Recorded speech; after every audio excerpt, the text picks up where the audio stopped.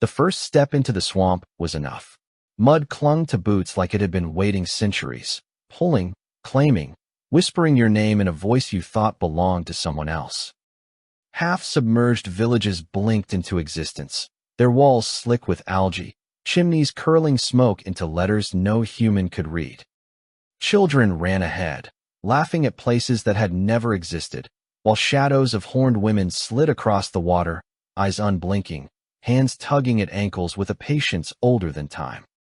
Every breath tastes of iron and honeyed rot. Every heartbeat counts against centuries of judgment, and when the sun reflects backward in the stagnant pools, you realize this swamp does not let anyone leave unchanged. The first sign was the smell. Thick and cloying, it hung in the air like iron mixed with wet moss, sweet with rot and the memory of fires long extinguished. It clung to the reeds, pressed into boots and stockings, curling up through the soles of shoes as though it sought to mark each step with a claim no living soul could resist. In the swamps of Sweden, in the year 1679, the mist moved with intention, sliding over the surface of stagnant water and into hollows where no sunlight could reach, brushing calves and knees with the caress of a presence older than the forests themselves. Names were whispered in voices that belonged neither to the present nor to the dead, syllables bending backward on themselves until the ear could not discern beginning from end, and those who heard felt their own names recoil inside their throats, strange and half-remembered, as if stolen from some previous life. Villagers vanished one by one, their cries swallowed almost instantly by the mud-choked channels, leaving only ripples of black water that shimmered with colors unnatural to the sky, molten golds and pale blues mingling with shadows like reflections of fires that had never burned. The sun itself betrayed them, a mirror inverted, its light tracing impossible paths across the water, turning day into a hollow echo of night, making every step uncertain, every footprint a question that would not be answered. Boots sank into the mud with reluctant resistance, only to rise elsewhere, as if the earth itself had memory and chose which travelers might emerge and which would remain claimed by the swamp. Reeds bent and swayed not with the wind, but with the weight of intention, brushing faces, scratching arms with the soft hiss of unseen fingers, pressing smells of wet leather and decay deep into skin and hair, filling nostrils with the insistence of histories not lived, yet pressing forward into consciousness. Shadows gathered at the edges of vision, subtle at first, bending just beyond recognition, stretching, twisting, folding over themselves with a patient deliberation, as if waiting for trespassers to notice, to acknowledge the hunger coiled within. Every sound was delayed. Every whisper of water across moss-laden roots or scrape of boot against logs suspended in subtle contradiction to expectation, and even the air quivered with awareness, heavy, almost tactile, weighing against chests and spines, coaxing each heartbeat into awareness of the swamp's unspoken calculus. Trees leaned inward, roots crawling into mud like long fingers, groaning softly under the weight of unspoken knowledge, their branches scratching at the sky with faint cries no human tongue could translate, and through the dense mist, glimpses of figures appeared, fleeting and distorted, faces of women with horned shadows where hair should have been, faces accused, condemned, vanished long before, yet present now in the slow, deliberate folds of air and water. And through it all, the villagers walked, or thought they walked, each footstep uncertain, suspended in the half-light of a day that refused definition, guided by the whispers, the smell, the pull of mud that seemed to breathe around them, a living memory pressing in from every side, marking them, claiming them, and leading them deeper into the swamp that had waited for centuries to be noticed, to be acknowledged, to be obeyed, a swamp that had no mercy, no understanding, and no end. The waters began to speak in tongues older than any memory the living could bear, curling around ears like smoke, thick and deliberate, carrying syllables that left the tongue heavy and trembling, words that belonged neither to this century nor the next, but to some shadowed time folded within the bog itself. Names emerged first, spoken not once, but in long sequences, tumbling backward into themselves, repeating and reshaping, pressing on minds with the weight of their own impossibility. Villages surfaced, half submerged, their wooden walls slick with green-black algae, windows staring blankly into the mist as if aware of the trespassers who dared approach, doors swinging open and shut in rhythms that obeyed some unknown logic, inviting and threatening all at once. Smoke rose from chimneys that had not been stoked in centuries, curling into letters no human eye could read, twisting into runes that seemed to writhe and reform even when not observed, and the faint scent of burning pine mixed with mud and stagnant water, pressing into the lungs of those who dared breathe too deeply. Children ran toward the fragments of these vanished villages, laughter swallowed by the thick air before it could reach ears, their fingers brushing the charred edges of walls that had collapsed centuries before, stepping on boards slick and alive with moss that squirmed beneath their feet. And yet the ground did not swallow them but guided them, patient and insistent, as if the swamp itself had chosen these steps for them. Shadows began to detach from the twisted forms of reeds and trees, taking shape into women whose horns curved like ancient iron and whose eyes refused the softening of blink, unyielding in their stare, tethering the living to currents of mud and memory, dragging ankles into wet hollows, bodies into the secret channels beneath the water, where whispers conspired in old dialects to chart each thought and breath of the trespassers. Every reed, every sedge, every blade of grass swayed not with the wind, but with a rhythm older than seasons, a cadence invisible yet palpable, like the pulse of a slow, deliberate heart pressing through the soil, vibrating into bone and sinew until humans could no longer tell whether their own movements were voluntary or dictated by the swamp. The air carried the taste of iron and honey, the bitterness of decay and sweetness of rot mixed in a heavy, clinging fog that clung to hair, skin, and clothing, pressing into the memory itself, leaving traces of histories not yet lived but already exacted in some cruel accounting. Birds hesitated at the edges of the marsh, wings quivering, eyes wide, refusing to land or drink, leaving only the hum of insects and the murmur of water carrying impossible names, the names of those who had once walked the banks and those who had vanished centuries ago, the air itself vibrating with the weight of absence.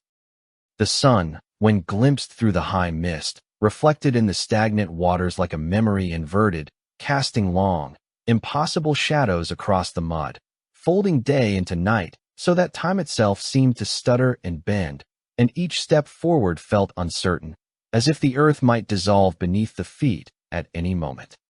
Ancient trees leaned into the paths, their knotted roots forming arches over channels of black water, their branches scratching the low clouds as if trying to reach some distant horizon, and in their bark the grooves seemed to whisper names and patterns too complex for the human mind, coiling around each traveler, weighing them, measuring the patience and fear of those who dared intrude. The figures of horned women multiplied as the mist thickened, sometimes appearing on both banks simultaneously, sometimes beneath the water, their reflections appearing in impossible locations, eyes catching each movement with deliberate attention, dragging the unwary toward undercurrents that opened like jaws in the mud, swallowing not the body but the certainty of the body, leaving only tremors in the sediment as proof of passage. Fragments of villages floated past in slow, deliberate rotation, houses tilting against the water in ways that defied architecture, fences bending inward and outward, chimneys releasing smoke that shaped itself into fleeting, obscene patterns before dispersing, carrying the sense of histories lived and unlived, of feasts eaten and undone, of lives begun and erased. The children followed blindly, feet guided by the pulse of the swamp, stepping over moss-covered planks and roots slick with decades of accumulated rot, hands brushing against walls that seemed to breathe, bending slightly as if inhaling the touch, and each breath brought with it the weight of memories that were not their own, pressing onto skin, into hair, pressing their consciousness against the limits of fear and fascination alike. Water hissed and rippled with voices from below, syllables curling into shapes and breaking apart, forming names, places, curses, and blessings all at once, and the mist thickened until the world shrank to the immediate, the tangible, and the invisible. The air was so heavy that it pressed against chests like some slow-moving hand, lungs struggling to draw in each inhalation, every exhalation feeling as if it were stolen by the swamp and remade into some deeper, older rhythm, the pulse of the bog itself measuring patience in centuries rather than seconds. In the distance, the silhouettes of sunken houses swayed gently in water that moved against the wind, as if the swamp refused to obey the logic of rivers or rainfall, folding currents over themselves, carrying reeds and branches and fragments of wood in deliberate patterns, mapping some unknown geometry to which every footfall and glance of the living conformed without their knowledge. Shadows lengthened, twisted, multiplied, forming impossible angles against the surface of mud and water, and figures of horned women sometimes reached out with hands that were both real and imagined, fingertips brushing shoulders, faces, and ankles, leaving impressions of pressure and cold that persisted long after the figures had vanished. The swamp remembered everything, every act, every fear, every thought that trespassers carried, and it waited, patient and unyielding, allowing no mistake, no hesitation, no misstep to escape its reckoning.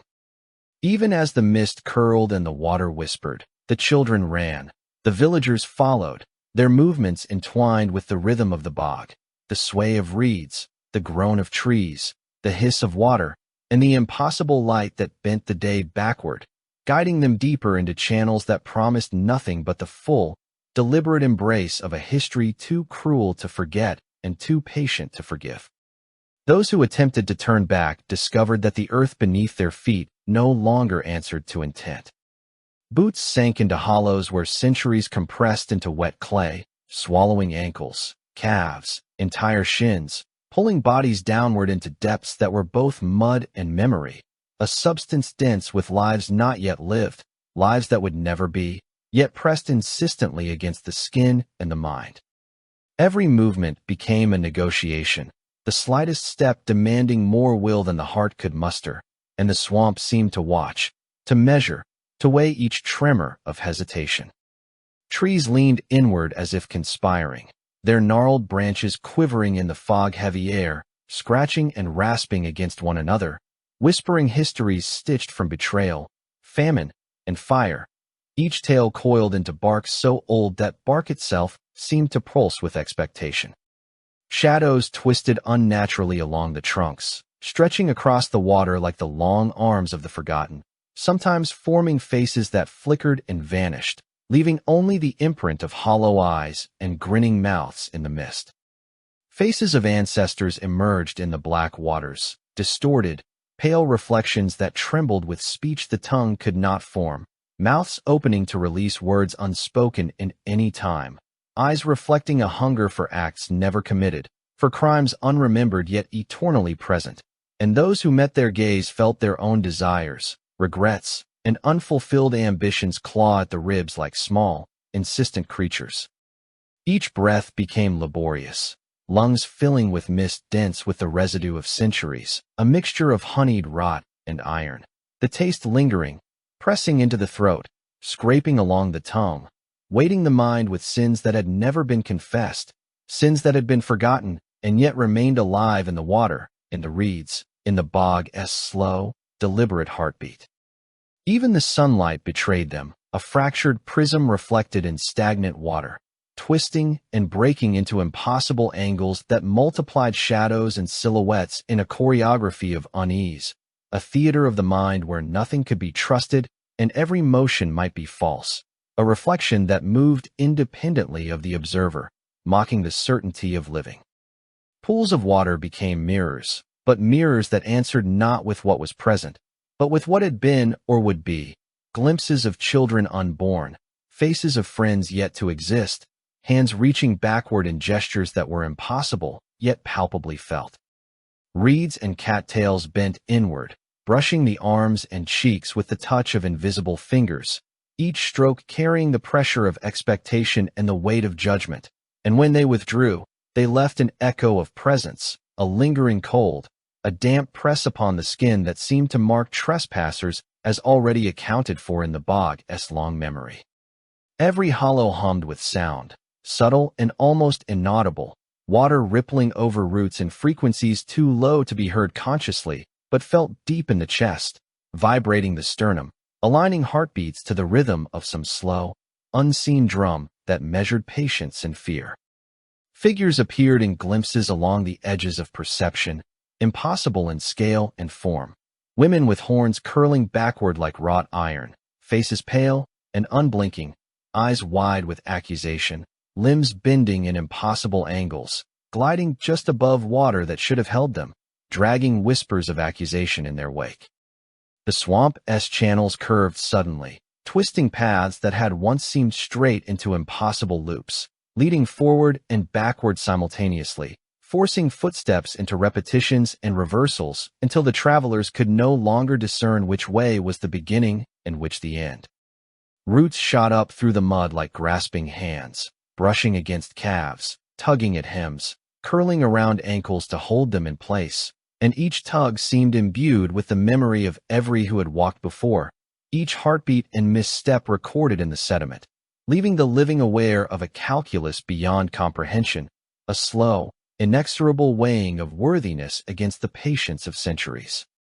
Mist thickened and thinned in pulses, sometimes obscuring all but a few inches ahead, sometimes dispersing to reveal impossible structures, half-collapsed homes and churches, walls splitting open to reveal interiors furnished with objects burned and unburned, meals eaten and unmade, fires lit and never started, the entire swamp a repository of potential, of lives folded inward upon themselves like origami of the impossible.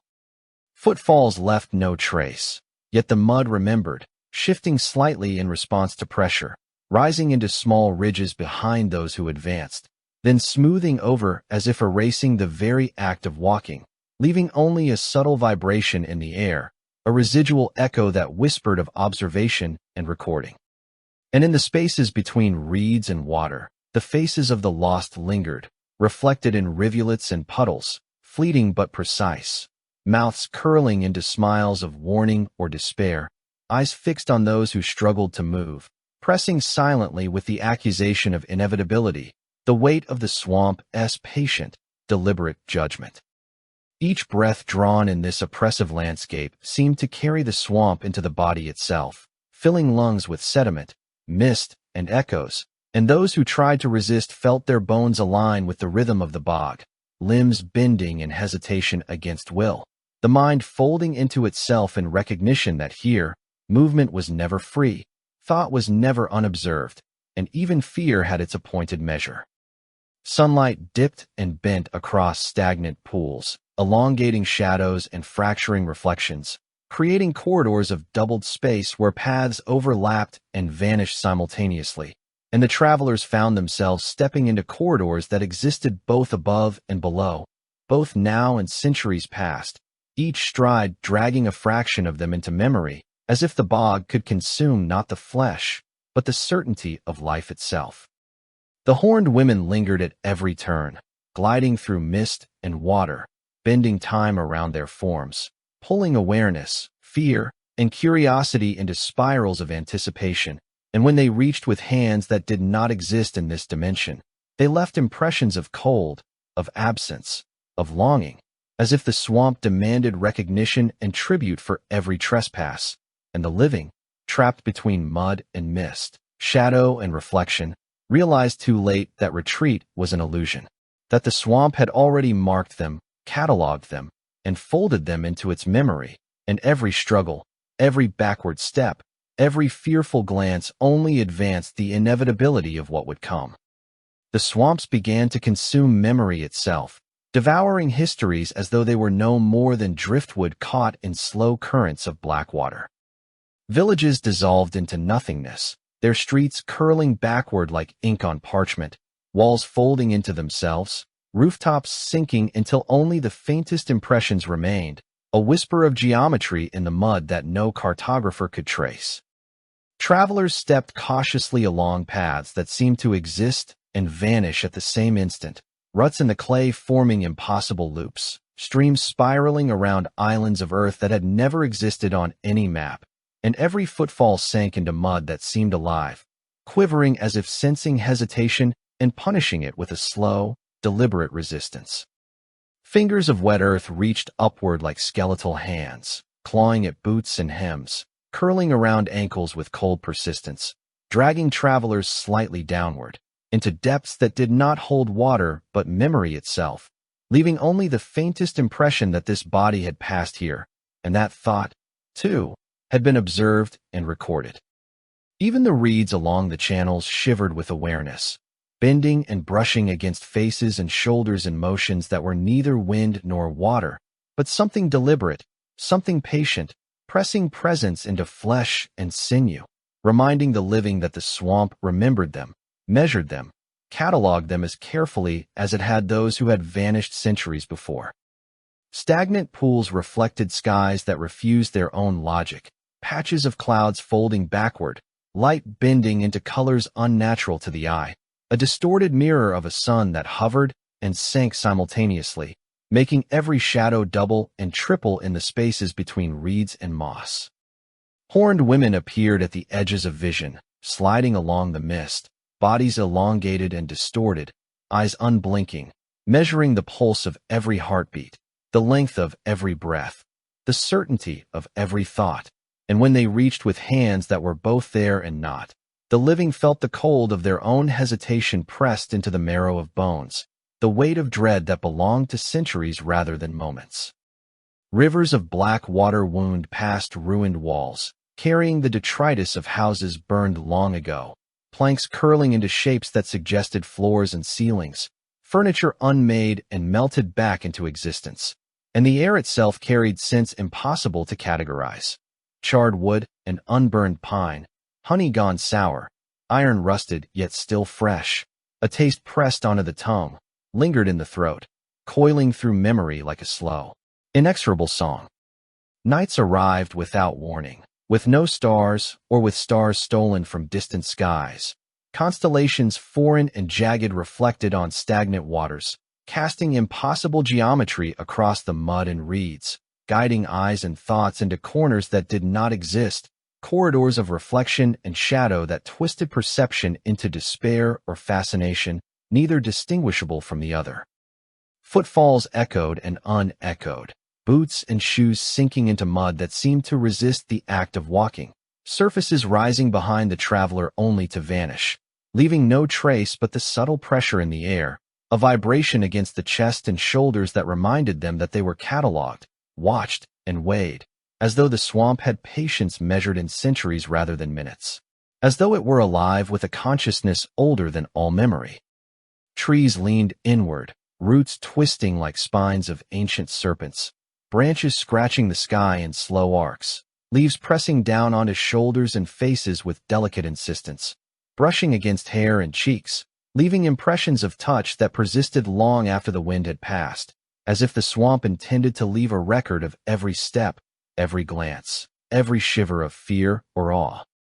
The reflections of horned women multiplied across every pool, stretching across surfaces that should have been flat, bending over mud and moss, sometimes standing beneath water as if the swamp had no interest in gravity or logic, and those who met their gaze felt themselves pulled into undercurrents of thought and history, into lives never lived and futures that might never exist, all compressed into a single, agonizing perception of inevitability.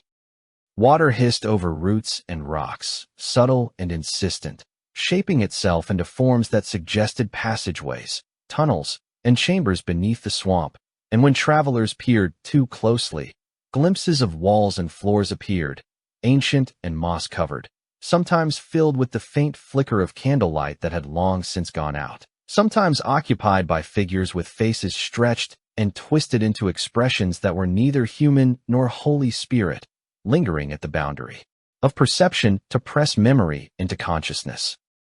Paths folded into themselves without warning, streams curling backward and forward simultaneously, carrying reeds, sticks, and fragments of buildings and spirals of impossible geometry, and every deviation forced hesitation, a pause measured and recorded by the swamp. Every heartbeat counted against the patient judgment of the mist, the mud, and the water that was neither still nor flowing, but deliberate, unrelenting, eternal.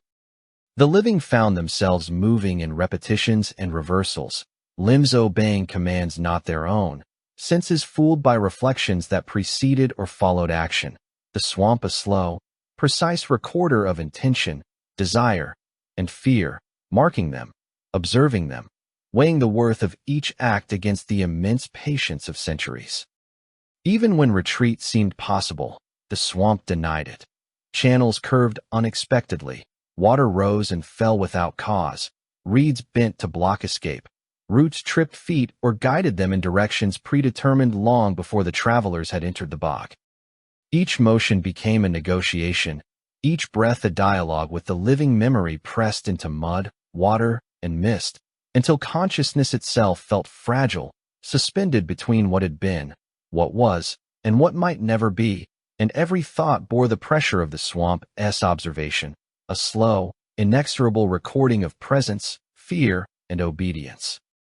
By the time dawn arrived, though it was uncertain if it had truly arrived or merely flickered in partial reflection, villages had disappeared entirely, roads curled into invisible loops, water carried fragments of walls and planks that might never have existed, and the living were left to stumble through a landscape that was both familiar and impossible, measured by the patient, deliberate, eternal consciousness of a swamp that neither forgave nor forgot, that held all who entered within its calculating memory until the very notion of escape became as distant and illusory as the vanished villages themselves. The living began to shift as though the swamp itself had entered their bodies, pressing its memory into flesh, bone, and sinew. Hair darkened slowly, strand by strand, as if dyed in the ash of fires long extinguished, curling with the scent of smoke that had never burned in this century but lingered in some forgotten past. Eyes, once steady and human, now reflected the faces of strangers, mouths forming words that had not been spoken, gestures rehearsed in moments yet to arrive, tremors crawling along the arms and shoulders like small, invisible insects, leaving awareness raw and unprotected. Children shrank backward into infancy, hands clutching reeds as though these stalks had cradled them at birth, eyes wide with the awareness of experiences they could not yet name, feet pressing into mud that received them with a patient, unyielding grip, rooting them to histories not their own. Elders dissolved gradually into echoes of themselves, their memories unspooling like threads of water through fingers that no longer existed, retracing every choice undone, every promise forgotten, until they were half there, shadows of presence that hovered over the pools and channels, their murmurs absorbed into the bog, a whisper of lives repeated and erased in equal measure. The swamp responded with deliberate intent, water curling around legs and hips, dragging bodies forward and downward into submerged huts that had been abandoned for centuries, into the cold cellars of churches sunken beneath the mud, into graves that had not yet been dug, their emptiness filled only by the knowledge that they would someday exist. Each step became a negotiation with forces unseen, boots sinking into mud that shifted beneath them, roots and reeds bending to obstruct retreat, channels turning and twisting, reflecting the sky in colors that were impossible to name, a pale gold bleeding into gray, the sun mirrored as if stolen from a distant world. Every attempt to leave proved futile, as if the swamp had learned the intentions of the living, anticipating each movement with meticulous patience, redirecting feet along cruelly looping paths, narrowing corridors, bending trails back onto themselves until the traveler found themselves back at the point they had started, though no human mind could reconcile how they had arrived there again. Horned women lingered at the edges of sight, bodies elongated, limbs bending in impossible geometries, eyes unblinking, measuring patience and fear, and when they reached with hands that were at once there and not, the living felt the tug of inevitability, the press of centuries against skin, the small, insistent knowledge that resistance itself was recorded, catalogued, weighed, and corrected. Shadows moved independently of the travelers, stretching across reeds and water, lengthening and contracting in a rhythm that followed no sun, no moon, a pulse belonging only to the bog, an echo of centuries compressed into the present, carrying whispers of names and deeds lost to time, threats half-formed, promises unfulfilled, gestures repeated in silence. Pools of water reflected futures as well as pasts, images overlapping, doubling, folding upon themselves, children reaching for reflections of selves they would never become, adults seeing themselves retreat into forms that were both younger and older, unrecognizable yet intimately known, and each reflection tugged at consciousness with the weight of inevitability. The swamp pressed not only against flesh but against thought. Every glance, every hesitation, every desire registered in the patient geometry of reeds, roots, and water, and those who lingered too long found their limbs obeying commands not their own, gestures forming in anticipatory alignment with forces outside perception, mouth shaping words already uttered in futures not yet arrived. Trees bent inward, leaves brushing across cheeks with deliberate insistence, their shadows curling into corridors over mud and moss, bending space itself into corridors that led nowhere or everywhere at once, while water rose and fell in silent accord with invisible tides, carrying fragments of buildings, unmade meals, chairs and tables, objects dissolved and returned to the mud only to vanish again. A continual process of undoing and remaking that pressed consciousness thin. Even the wind seemed subject to the swamp's will, brushing through reeds and across water in rhythms that anticipated motion, nudging travelers along paths that were never straight, never predictable, narrowing, bending, folding into spirals that returned all who entered to the beginning and simultaneously pulled them forward into the impossible. Horned women drifted over pools, above sunken walls, eyes fixed on those who struggled, observing every thought, recording every fear, and when a hand brushed the surface of the water, it rippled not with the act of touch, but with centuries of observation, reflections multiplying, echoing, repeating gestures that had never been taken but were remembered by the swamp as if they had. Every heartbeat seemed both too fast and too slow, lungs filling with mist that carried the scent of rot, ash, honey, and iron, a residue pressed into memory and sinew, and even as breath escaped, the swamp drew it back, folding it into the archive of intention, anticipation, and fear. Paths appeared and vanished, reeds bending like sentient guardians, mud rising and receding with each step, and all the while the water moved with patient, deliberate direction, curling, lifting, dragging, placing, submerging, carrying travelers into depths that were neither fully water nor fully earth, but a third substance composed of memory, expectation, and inevitability. Attempts to scream left mouths forming words backward, syllables retreating up throats, unspoken, unheard, absorbed by the swamp and recorded for purposes inscrutable, and those who struggled to resist the pull of mud and water discovered that even motion itself had become a loop, each step forward mirrored by a step backward, each thought and gesture catalogued, weighed, and gently corrected. By the time the sun, or the illusion of sun, slipped behind fog thickened with centuries, travelers found themselves drawn towards centers of submerged villages, their bodies contorted, limbs trembling, skin cold with awareness of forces older than any living memory, pressed into cellars, beneath floors, into hollow spaces where even the living could not exist without the swamp's permission.